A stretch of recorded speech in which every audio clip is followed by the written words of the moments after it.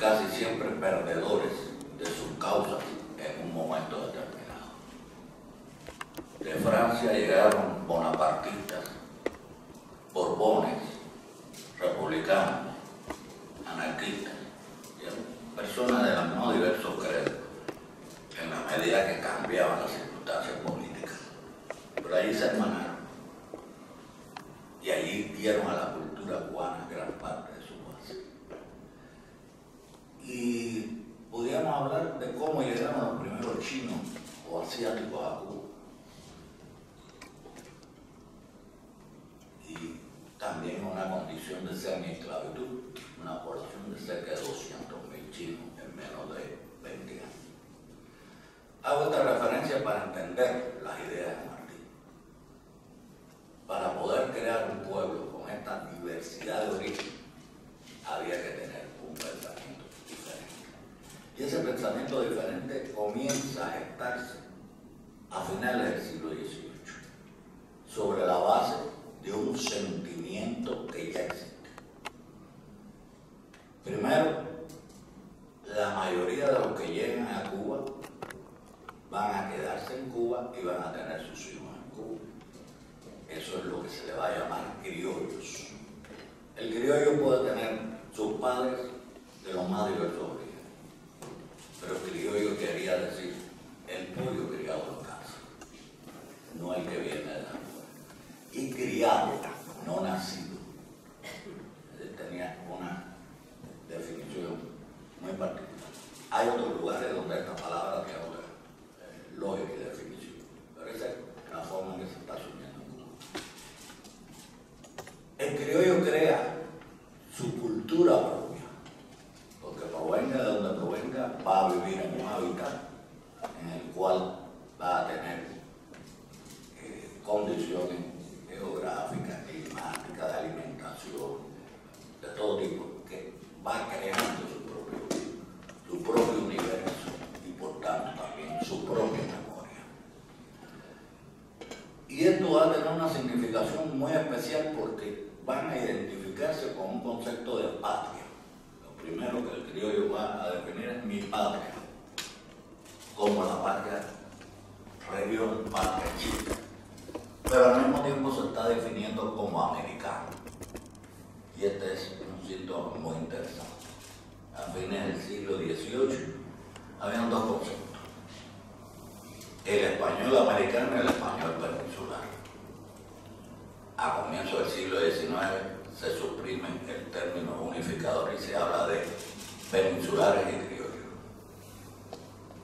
Ya el criollo se siente capaz de poder expresarse con una cultura propia. Ahora necesita pensamiento. Y ese pensamiento empieza a ser elaborado a finales del siglo XVIII por lo más importante, yo tiendo a llamar la ilustración reformista cubana, que es la que va a constituirse alrededor de 1792 en la Sociedad Económica de Amigos del País. La característica de este grupo es que son como ilustrados universales en su conocimiento. Y ahí van a haber figuras que van a tener una proyección económica, política, social, pero sobre todo también filosófica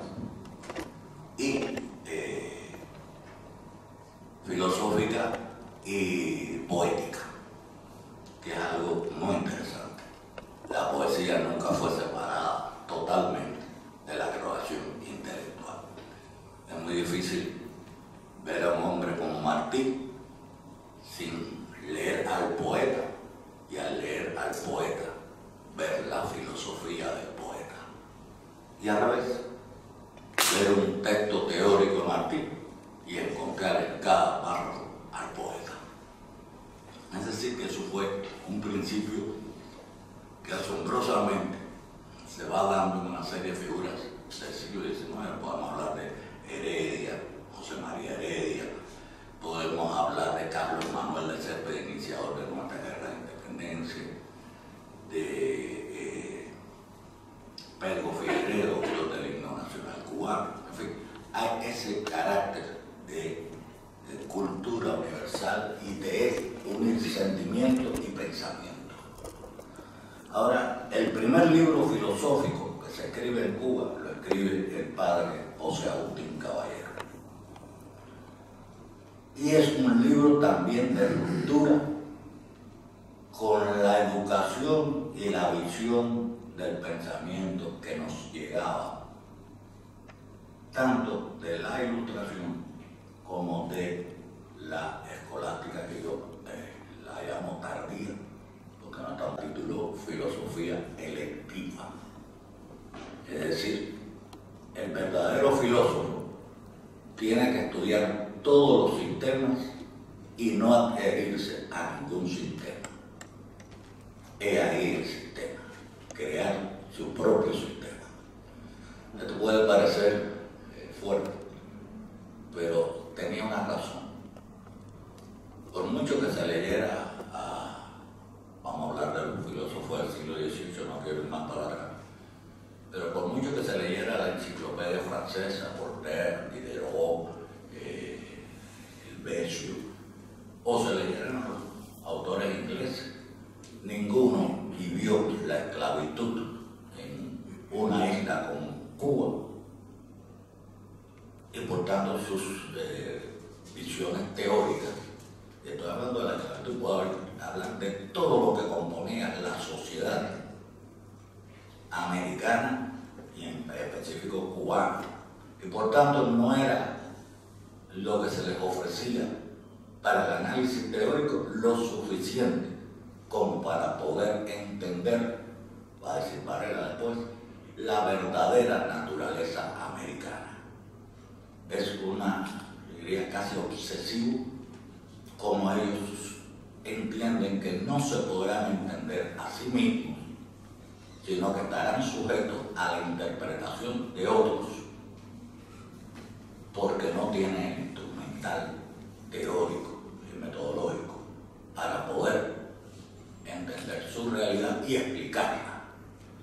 Por eso Agustín Caballero, con este libro de filosofía electiva, es que la búsqueda de la verdad filosófica está, primero, en no adherirse a ningún sistema específico. Segundo, en buscar la verdad en todos los sistemas filosóficos. Tercero, en crear un sistema filosófico que fuera capaz de poder penetrar una realidad no contemplada. Es decir, buscar una verdad que no está al alcance de otros que lo han analizado. Verdades universales, pero lo que no podía suceder es que verdades particulares sean contempladas como verdades universales e impuestas a realidades diferentes. Ese es el punto de partida de la filosofía del padre Agustín Caballero. Y después viene Félix Varela, su alumno, que es el que le da un sentido, el que ofrece en sus lecciones de filosofía ya una visión de cómo trabajar. Sus lecciones de filosofía son ante todo un método, y un método de métodos, un método para no tener un método. Esto puede parecer un juego de palabras, pero estoy seguro que lo van a entender. Si queremos conocer la realidad en el campo de la filosofía, y recuerden que filosofía en esta época es más bien amor al conocimiento. Las lecciones de filosofía de Varela tienen 4 tomos. Un primer tomo de lógica y metafísica y 3 tomos de física experimental, física con instrumentos, que es otra cultura con respecto a la física que se daba con anterioridad. Y por eso hay una intención, el crear los instrumentos para entender la verdadera naturaleza americana. Y entre otras cosas, hay una preocupación. Si nosotros no nos explicamos a nosotros mismos, tenemos que esperar a que otros vengan a explicarnos quiénes somos. Pero no van a realidad de nuestra propia naturaleza. Es ahí yo diría el secreto de lo que Varela propone como método de investigación. Es la búsqueda de la verdad y la constante modificación de todo aquello que quede obsoleto o que no permita acercarse a esa verdad. Pero es descubrir nuestra verdad americana. Yo conversaba con el rector. Si se busca a estos pensadores al comienzo del siglo XIX, todos se titulaban americanos. Raramente había una especificación, porque además había un gran conflicto todavía de cómo nos llamábamos. Si en una región pertenecía a la aldea Bolívar de la Gran Colombia, que después se fragmentó, no fue eso, porque resultó. Pero ahí estaba un ideal, una idea. Por tanto, la idea unificadora era que éramos americanos. Siempre quiero aclarar un poco este tema, porque normalmente se habla de americanos cuando se refieren a los americanos del norte. Y realmente el concepto de americano nace en lo que después se llamó América Latina, que también es un nombre en conflicto, porque la América Latina es un concepto que se crea en 1848 aproximadamente, cuando William Walker invade Nicaragua, y para diferenciarlo de los angloamericanos se creó el concepto de latinoamericano. Así fue una casualidad histórica. El otro concepto es iberoamericano, el otro concepto es hispanoamericano, y por cierto, mi conferencia no gira sobre eso y no voy a profundizar en esa crisis de nombres. Pero ellos sí se identificaron siempre por esa unidad que éramos los pueblos nacidos. Bueno, en aquella época era un poquito más arriba, pero bueno, ahora es del sur del río Bravo hacia la Patagonia. Y eso es lo que Martí ve también. Pero entender esa realidad requería estudiar esa realidad. Proyectos políticos sin conocimiento de la realidad eran proyectos descabellados.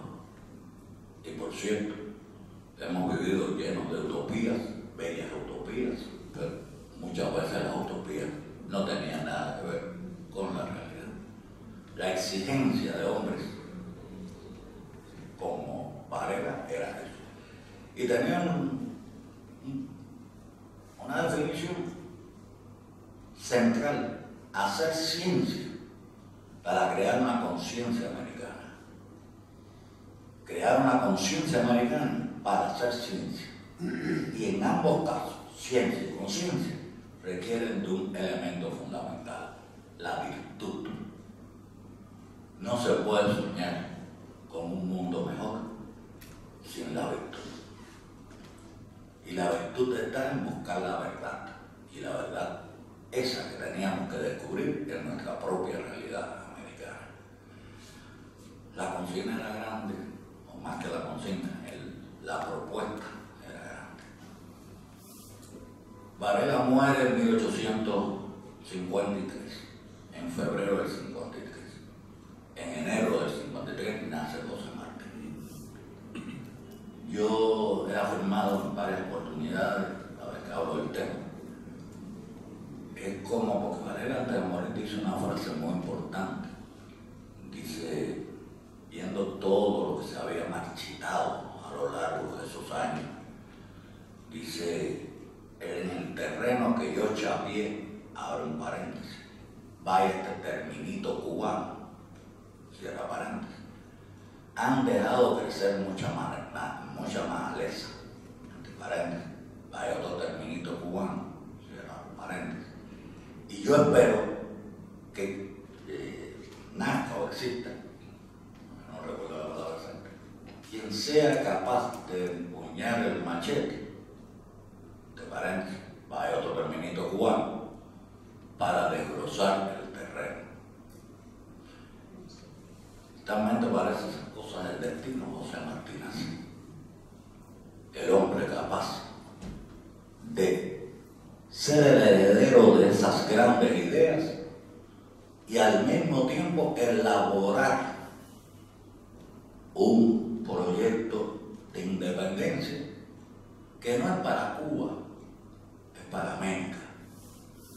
No porque queramos ver las cosas como una gran unidad, sino como la diversidad de la unidad americana.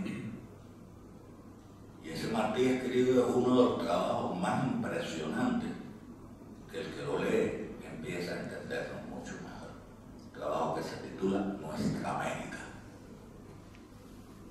Yo recomiendo, a mí no me, comenzamos también, a mí no me gusta interpretar a los autores. A mí me gusta que mis estudiantes lean a los autores. A Martí nadie lo puede explicar mejor que el propio Martí. Leer a Martí es convencer. Explicar a Martí es crear bases para llevar al convencimiento. Pero Martí convence. Y Martí es tan creador que es capaz de decir las cosas más profundas en el lenguaje más sencillo. Esto que después los teóricos del siglo XX, que nos hemos dedicado a estos problemas, hablábamos del discurso teórico, el lenguaje teórico, el discurso ideológico, el lenguaje teórico, esas variantes del discurso y del lenguaje. El Martí, sin haber estudiado esas discusiones posteriores, está perfectamente enlazado. Escribe para los niños, pero lo que le está diciendo un niño, cuando uno cumple 60 años, lo vuelve a leer como si fuera un niño. Vuelve a tocar el corazón con las mismas ideas y los mismos sentimientos. Ese privilegio nada más que lo tienen los grandes apóstoles. Y Martí tuvo esa capacidad de decir de esa forma, de esa poesía. Pero sus escritos como Nuestra América y Madre América, son dos, son la mejor forma de entender el sentimiento y el pensamiento de los que realmente querían construir una América mejor. Y más aún, a veces en algunos pueblos hay quienes menoscaban o consideran que hay pueblos inferiores, que hay pueblos menores, que hay pueblos bárbaros. Y Martí sostuvo una polémica con un importante escritor latinoamericano, en el cual planteaba que el problema de América era la lucha entre la civilización y la barbarie. Y Martí responde: no hay lucha entre la civilización y la barbarie, sino entre la verdadera naturaleza, y la erudición,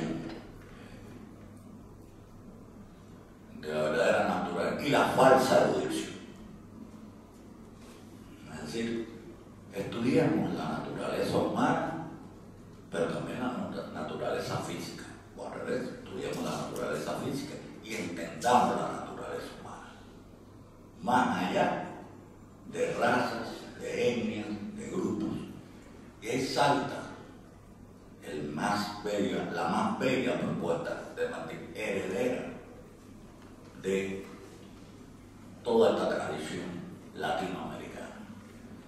Porque, no lo dije, pero este es el momento de decir, el tomo 1 de las lecciones de filosofía de Philip Varela termina en una lección única de patriotismo. Patriotismo que no es patrioterismo, no es el uso vulgar, intencionado y malintencionado de la palabra patria. Pero cuando Martí va a desarrollar esta idea, Martí dice algo que no está exactamente así en los diccionarios. Martí va a decir, patria es humanidad, toda la humanidad. Nosotros nacimos en una parte de la humanidad con la que estamos más obligados, pero no odio a otros pueblos quizás tan desgraciados como el mío. Por tanto, la palabra humanidad, para mí, en un sentido filosófico, tiene doble acepción. Una, humanismo, la concepción humanista del pensamiento, y dos, la concepción de lo que es realmente, materialmente, el ser humano. Es decir, es toda la humanidad, es el ser humano, es lo que es humano. Y ese concepto es maravilloso. Y lo completa con otro, también poco común en algunas definiciones de patria. Él dice que patria es fusión dulcísima y consoladora de amores y esperanzas. Esa simple oración requiere detenerse palabra por palabra y hacer un análisis profundo del sentido de lo que está diciendo. Es fusión, no unión. No es que nos unamos, quedándonos cada uno como algo independiente, como algo que no, lo mío, como decían algunos en una frase, lo mío primero. No, lo mío no, lo de todos al mismo tiempo. Eso viene de Félix Varela. Si se quiere entender al pueblo cubano, hay que entenderlo por esa tradición. Que Varela lo primero que dice cuando habla de política, del arte de hacer política, es preferir el bien común al bien individual. ¿Enterramos a Varela o lo mantenemos vivo? Martí lo mantuvo vivo. Fusión. Todos formamos parte de esa gran raza humana. Dulcísima, porque ahí es donde está el verdadero placer de saber que es ennoblecer al hombre.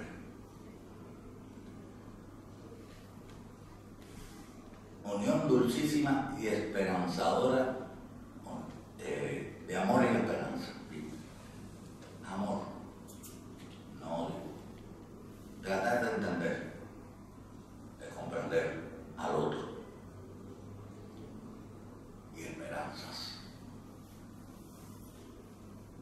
¿Qué sería el ser humano si no tuviera esperanzas? ¿Cómo construir un futuro si no se tiene esperanzas? ¿Y cómo poder sobrepasar los peores dolores si no se tiene esperanza? ¿Y cómo superar las peores situaciones si no se tiene esperanza? Eso es. Y eso fue lo que nos dio.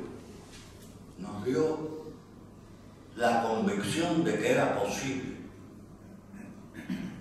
un mundo mejor. ¿Por qué nosotros hoy seguimos reuniéndonos y pensando en Martí? Porque yo creo que Martí vio el comienzo de una época, que su despliegue mayor es esta que estamos viviendo. Ninguno de los males que Martí vio ha dejado de estar presente hoy. Ninguno de los sueños que tuvo ha dejado de ser esperanza y razones de ser. Ese es el alcance martiano. Y yo diría que ese era el sueño también americano. Era el sueño de esos pueblos unidos, de esos pueblos en toda la diversidad. Su riqueza está en toda la diversidad que posee. Y están también en todos los peligros que corren.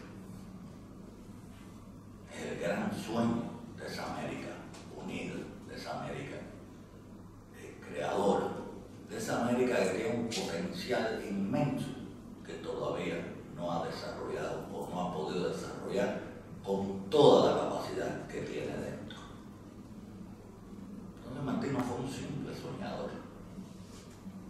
Como conversábamos también, Martí fue un hombre que llevó a la práctica esas ideas, porque no eran sueños, eran estudios, eran comprensiones. Y a veces eran comprensiones de cosas que son muy difíciles a veces de explicar. En Vindicación de Cuba, otro trabajo de Martí que vale la pena leer, no es solo la vindicación de Cuba, es la vindicación de todos los pueblos latinos ante la subestimación y los ataques que recibían los latinoamericanos en otras partes, en otra parte de nuestra América. Y fue esa vindicación que empezó Félix Varela. Me perdonan que constantemente los esté enlazando, pero es que no hay otro modo. Varela escribió una obra que se llama Cartas al Pilio,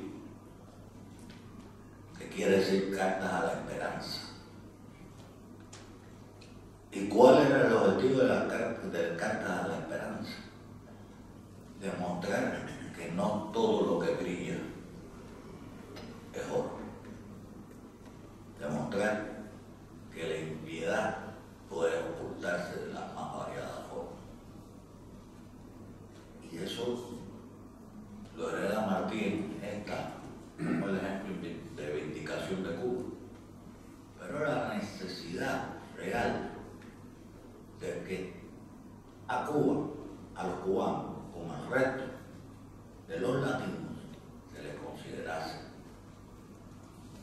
tan cultos, tan inteligentes, tan humanos como a otras razas, que entonces Martí está respondiendo a una serie de ataques a pueblos, no son ataques políticos, aunque tengan consecuencias políticas.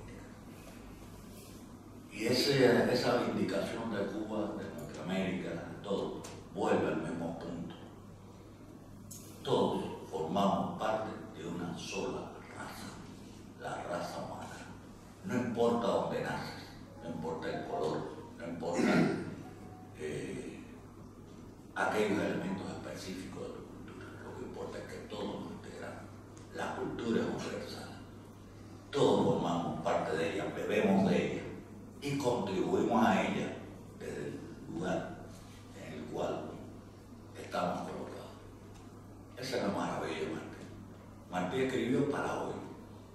Yo lo leo, mis niños lo leen, los jóvenes cubanos lo leen, pero lo he visto en otras partes de nuestro continente y de Europa, de Asia. Aquí llega. Y llega diciendo cosas que tienen que ver con el mundo de hoy. La necesidad de la virtud, la necesidad de la búsqueda de la verdad. En el momento en que las verdades, un plural que yo no entiendo, han sustituido a la verdad, donde las opiniones se han convertido en verdades y donde Martí sufrió mucho ese momento en que a veces en la prensa se tergiversaba la realidad de Cuba, como se tergiversó también la realidad española después de estallar la guerra. Y ese combatir el odio fue también una de sus grandes aportes. Y eso, yo pienso, y por eso, ahora en enero queremos reunir personas de todas partes del mundo, pero que hablemos de ese amor, de esa necesidad de acercarnos, de comprender que el otro es distinto, pero es igual. Forma parte de nuestro mundo. Y quiero acabar, rector, con una idea martiana que para mí es muy bella. Martí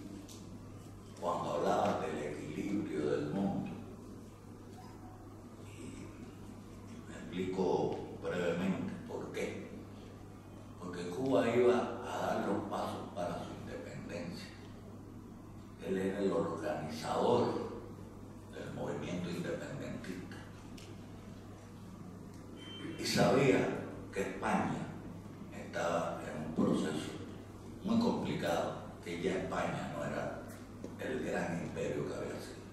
Le quedaban 2 islas en el Caribe, las Filipinas, pero eso era muy tentador. Las Filipinas eran las puertas de Asia. América Latina era el Caribe, Cuba y Puerto Rico, eran un posible canal de Panamá y era el descenso hacia el sur. Y cuando Martí escribe por qué la independencia de Cuba, dice: no son 2 islas las que vamos a sacar a la luz y a libertad. Es un mundo lo que estamos equilibrando. Es un mundo lo que estamos equilibrando. Para impedir a tiempo que se extiendan los Estados Unidos con esa fuerza más sobre nuestras tierras americanas. ¿Qué detalle? Esa fuerza más. A pensar qué quiso decir con esa breve frase. De evitar la guerra que podía ocasionarse por un mundo celoso que se preparaba para discutir su espacio. Esta frase del equilibrio del mundo, yo creo que no estoy hablando de naciones específicas, sino de que hoy, más que nunca, la raza humana, esa que Martí habló, corre peligro. El medio ambiente corre peligro. El planeta corre peligro. Y uno a veces, yo diría que tiembla cuando ve que José Martí hace más de un siglo vio el comienzo de una serie de problemas y quiso impedir a tiempo que las cosas no llegaran a constituir una situación tan compleja como la que tenemos hoy. Y de nuevo, su frase: amores y esperanza. Eso es lo que tiene que unir, eso es lo que él llama, y por eso seguimos haciendo en el mes de enero la asamblea, la reunión por el equilibrio del mundo, con hombres de todas partes, de todas las creencias y de todas las condiciones sociales, con un solo objetivo: el equilibrio del mundo, hermanar, unir. Ese es el deber que tenemos con José Martí y ese es el deber que queremos cumplir, y para ello necesitamos todos, donde quieran que estén, hacer el esfuerzo por ese mundo mejor, entendiéndonos mejor, y yo diría conociendo mejor esa parte que a veces no es muy conocida, que es el pensamiento latinoamericano y su evolución, que tiene mucho que decir, tiene mucho que hacer. Yo he hablado de la parte cubana, pero estando al lado de un amigo mexicano, tengo que decir que sin Juárez, sin Hidalgo, sin Morelos, sería también bastante difícil poder explicar a Martí, porque su mejor amigo, Manuel Mercado, era mexicano, y su carta inconclusa, el día antes de morir en combate, fue dedicada a su hermano Manuel Mercado. Y ahí, de hecho, deja lo que puede ser considerado su testamento político. Así que le agradezco, rector, que me haya permitido esta breve palabra recordando a nuestro apóstol, que es también un hombre de toda América. Muchas gracias.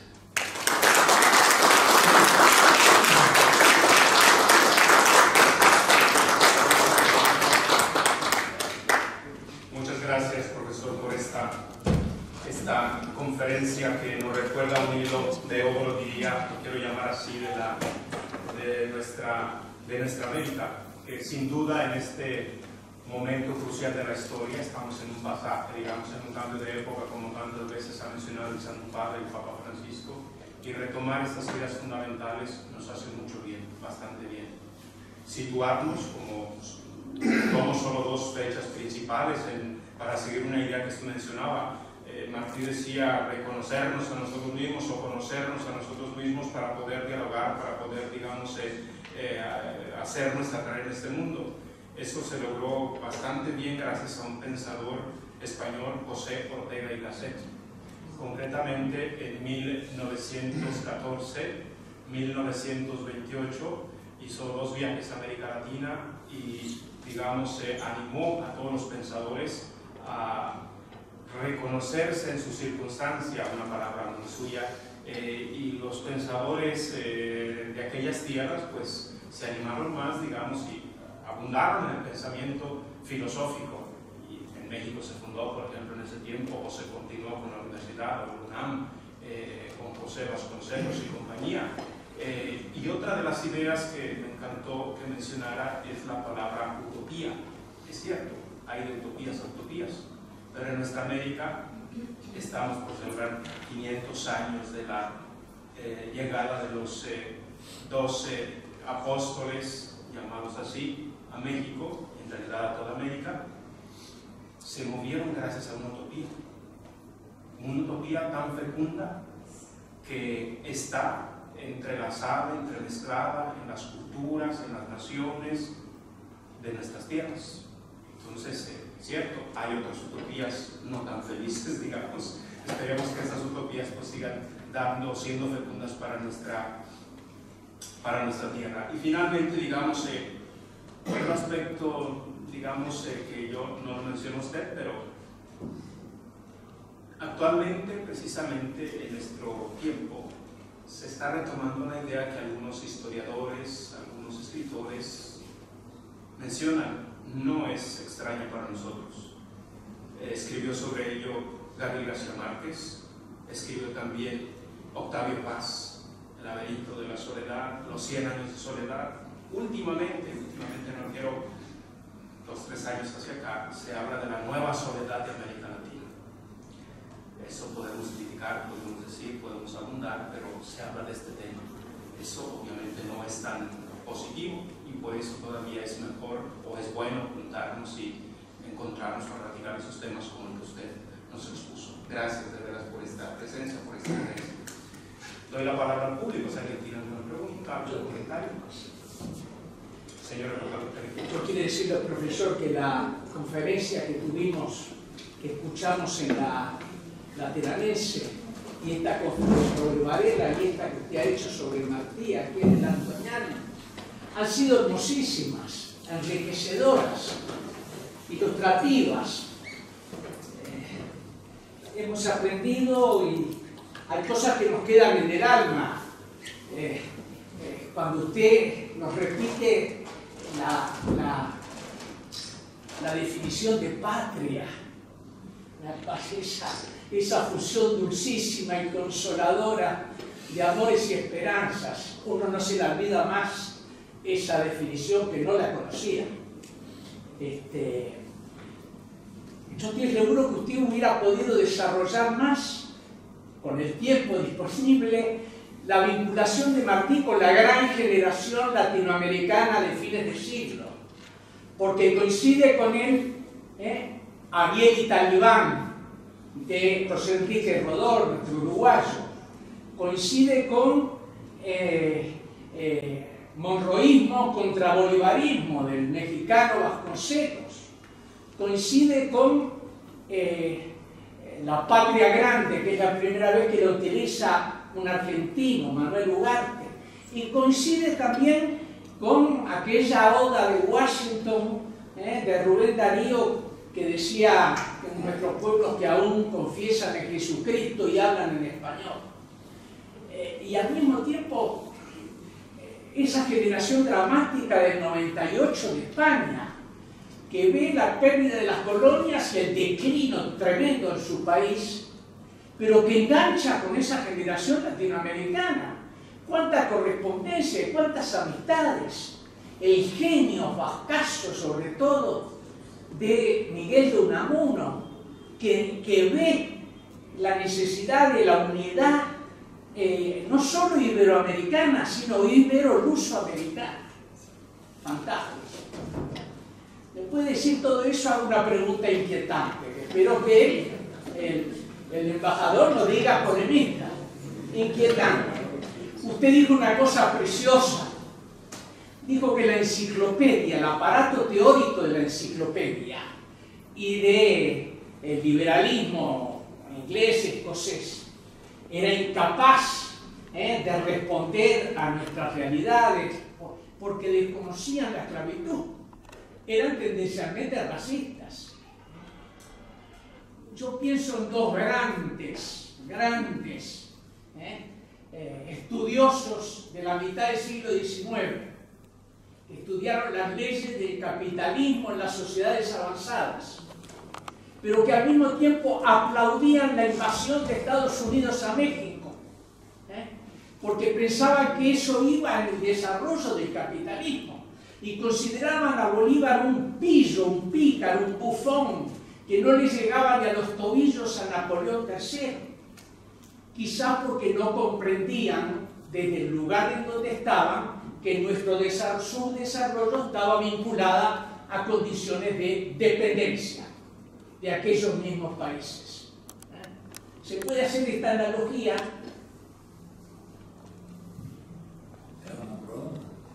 ¿Sí?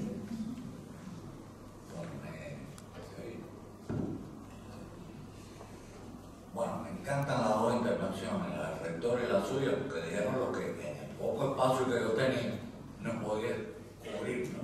Pero que estoy absolutamente de acuerdo. Todo lo que le hemos leído más o menos sabemos lo que significa, y lo que hemos leído esa generación del 98 española, sabemos hasta qué punto sus heridas profundas también eran heridas nuestras. Porque Martín nunca odió al pueblo español, al contrario, era el pueblo de su padre y de su madre. Y por tanto, lo más querido para él también era España. Un poema sobre Aragón que es muy... donde él dice: para Aragón en España tengo yo en mi corazón un lugar todo Aragón, franco, fiero, fiel y sin sangre. Si alguien quiere saber por qué lo tengo, lo digo, porque ahí tuve un gran amigo, porque ahí quise una mujer. En términos de quise una mujer, lo dejo porque, en fin, parece que Martí quería mucho, en el plano ese, que fue muy generoso. Pero bueno, eso es. Y por otro lado, esa generación que va a ser, entre otras cosas, la promotora en Argentina de la reforma universitaria de Córdoba, que va a llegar a México, que va a llegar a... Es decir, hay una gran creatividad que parte incluso de estos íconos que tienen del siglo XIX. Hay un puertorriqueño que no se puede olvidar, Betances. Eso forma parte, yo diría, de todo lo que nos pude decir, y que le agradezco mucho a ustedes que hayan hecho esa referencia, porque ese también era un modo en que repercutía en toda América Latina esa necesidad de entendernos. Usted me ha hecho una pregunta que usted y yo sabemos de quién está hablando, pero estoy casi seguro que muchos aquí no saben de quién usted está hablando. Pero bueno, les voy a decir, está más que probado, eso ya no hay discusión, porque además en parte el 18 Brumario de Napoleón Bonaparte es una cosa muy interesante. Pero ese fue uno de los grandes problemas que tuvo con su nación hasta el día de hoy. El no comprender qué pasó y qué pasaba en América Latina, a diferencia de qué pasaba acá. Yo me leí, bueno, que traslado de país, que hablaba de Inglaterra, pero me trasladé a Alemania. Yo era muy simpatizante de Kant. La crítica de la razón pura fue para mí un libro que me costó trabajo desprenderlo. Un poco. Pero bueno, Hegel tiene serie de observaciones sobre la esclavitud. Muy interesante. ¿Y qué pasa? Que cuando se habla de los sans-culottes de París, y los sans-culottes están diciendo que ellos se están liberando de la cadena de la esclavitud es una metáfora. Ahora, cuando eso llegue en Haití, y usted le dice a un haitiano que las cadenas de la esclavitud esas son reales, las tienen en pie, entonces aquí se podrían hacer metáforas. Pero cuando eso llegaba a América Latina ya no eran metáforas, eran esclavitud real. Yo toqué sobre el tema de la esclavitud, pero estaba el tema más profundo, que era a dónde iba, dónde se capitalizaba el capital y dónde no se capitalizaba. Y eso llevó a esa gran diferencia económica que hay entre una América Latina subordinada y un mundo que subordina. Yo creo que esas dos personas de las que usted habló, que sabemos de qué manera estamos hablando, lamentablemente eran europeos que no vieron, porque sí hubo europeos que vieron, no tampoco, pero ellos no vieron nada más que el modelo que estaban siguiendo. Y eso partía de que el desarrollo estaba en los países más adelantados del propio país. Lo otro sería perder dinero y perder condiciones de desarrollo. No sé si con esto les contesto.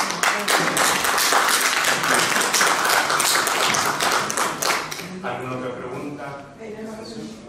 Señor embajador. Muchas gracias. De las 3 visitas que hizo José Martí a México, dejó una huella muy importante en materia filosófica, en materia libertaria, desde luego. Sus ideas están, a pesar que México tenía años de independencia, ahí estaba la semilla quizá de la Revolución Mexicana. Pero yo diría que también dejó una huella como poeta, como enamorado. José Martí, en su tercer viaje a México, se enamora de una mujer que era musa de poetas, donde pues la mayoría de los grandes poetas de su tiempo, incluso uno de ellos dice, se suicidó por ella. El médico, bueno, estaba en tercer año de medicina, pero en ese círculo José Martí escribía en una revista Universal, que seguramente usted la conoce, profesor.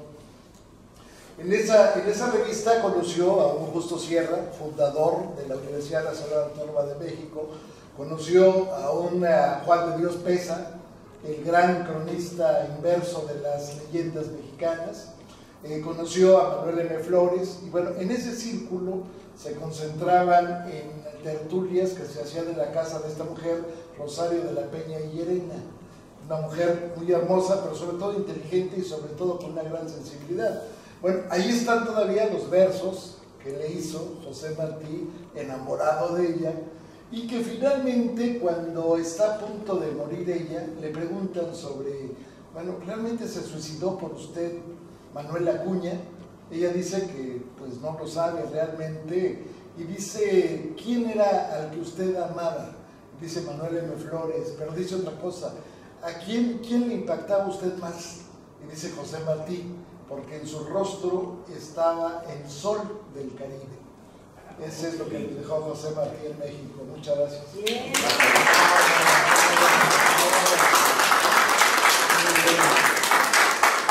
No hay duda que repartía amores. ¿Alguna otra intervención?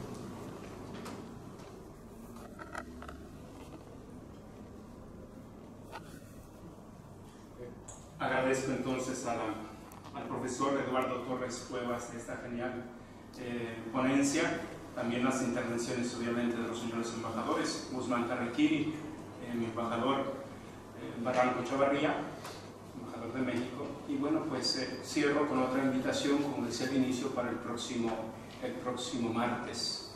Esta Cátedra del Pensamiento Latinoamericano la inauguró precisamente una ponencia del señor embajador Carrequiri, siempre en esta sede. Ahora con esta conferencia retomamos nuestras actividades.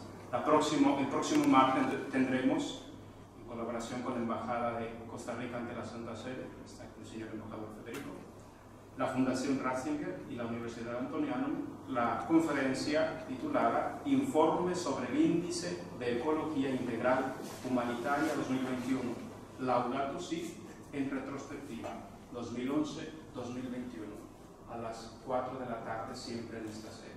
Es una conferencia que es continuación, en realidad, de una ponencia que en algunos meses tuvimos vía virtual, digamos, con el ponente que escucharemos, Dios mediante, el próximo martes. Pasen ustedes muy buena tarde y gracias todavía.